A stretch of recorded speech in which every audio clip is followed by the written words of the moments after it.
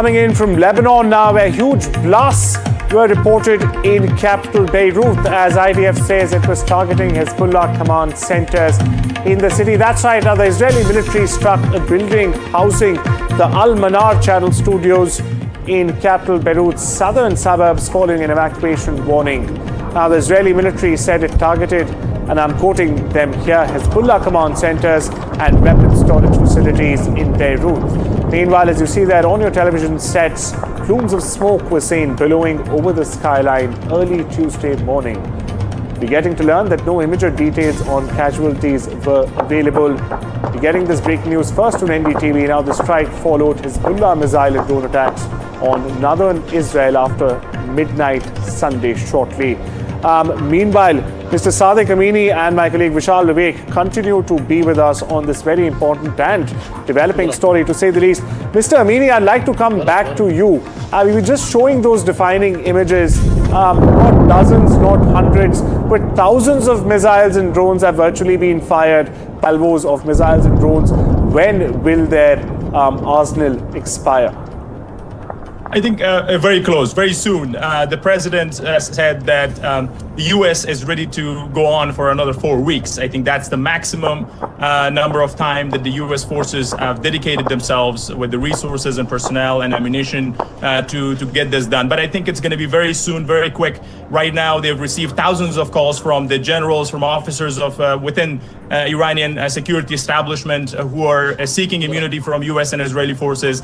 So they are trying to vetting them down and vetting and making sure that they are who they are. And as soon as that is being established, and then we see signs of people rising up, because the Iranian people had the real revolution going on, and president promised that help is on the way. And now this is the help. It is a little bit late, but better late than never. So the help is there. Use the air cover support. The people of Iran can take control of the presidential palace and key buildings in Tehran, and it's done. As soon as the new regime and the new government is formed and we see the end of Islamic Republic, I think it will be best to wind down this clash and fighting and see smooth operations in terms of economic commerce, opening up a Strait of Hormuz, and backing up a normal flow of oil back into market for all of the countries that need them. And then we can start looking up into the second step, that's going to be Afghanistan, because that is the real threat that post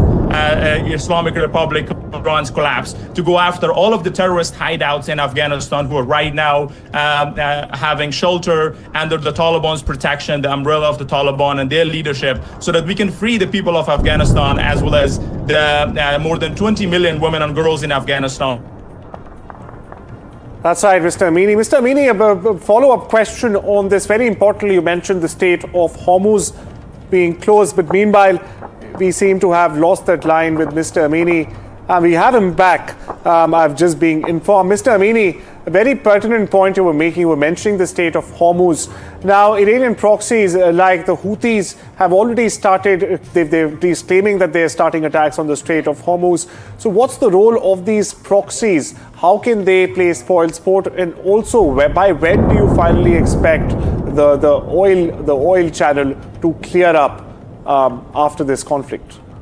So as soon as the proxies are no longer capable enough to undermine the security of the Strait of Hormuz, or to be posing any challenge to US and Israeli forces and Gulf states, because they have been dealing with them prior to this Epic Fury operation, leading up to the operation. Now, as soon as the regime collapses and a new government establishes, and that the key for this to happen is the people of Iran to rise up, the security officers who have pledged allegiance to US and Israelis and seeking immunity, and to the new Iran, that as soon as they are vetted and they are handled responsibilities of the country and new leadership takes charge, as well as the Gulf states who are right now getting ready to start getting into the fight with their aircrafts, with their pilots. We saw Qataris shooting down planes. That's a major shift for Qataris who have been having good relationships with the Islamic Republic of Iran.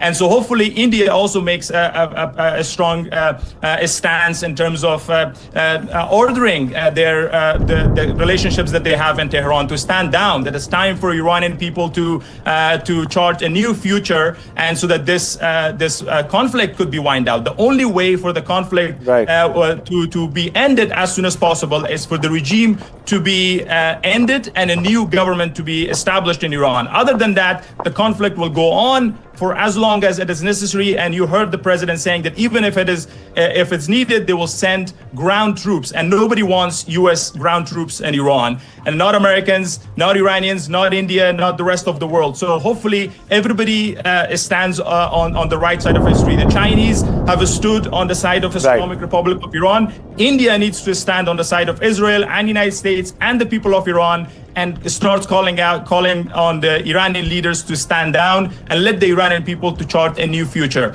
and start focusing on the next step. So hopefully the Indian officials will take the necessary diplomatic stance to evict the ambassador of Islamic Republic. Mr. Amini, thank you so much. I really appreciate you weighing on this very important developing story. And of course, needless to say, we really hope that sense stability returns to the region sooner than later, sir.